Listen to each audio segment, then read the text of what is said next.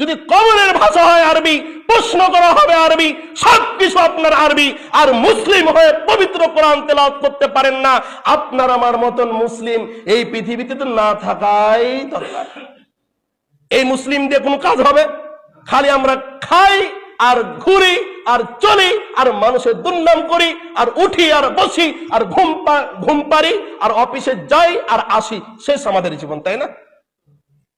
প্রিয় ভাই, একবার চিন্তা করে দেখেন, আল্লাহ যখন ধরবে তখন ছাড় দিবেন না।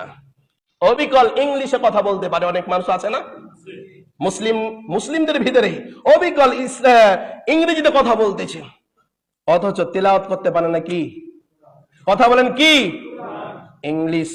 কবরের ভাষা ইংলিশ, বাংলা? তাহলে কি মনে আছে তো? কোরআনটা কি ইংরেজি না বাংলা? আরবি। কবরের ভাষা আল্লাহর ভাষা, রসুলদের ভাষা কি ছিল? আরবি। যদি কবরের ভাষা হয় আরবি, প্রশ্ন করা হবে আরবি, সবকিছু আপনার আরবি, আর মুসলিম হয়ে পবিত্র কোরআন তেলাওয়াত করতে পারেন না, আপনার আমার মতন মুসলিম এই পৃথিবীতে তো না থাকাই দরকার।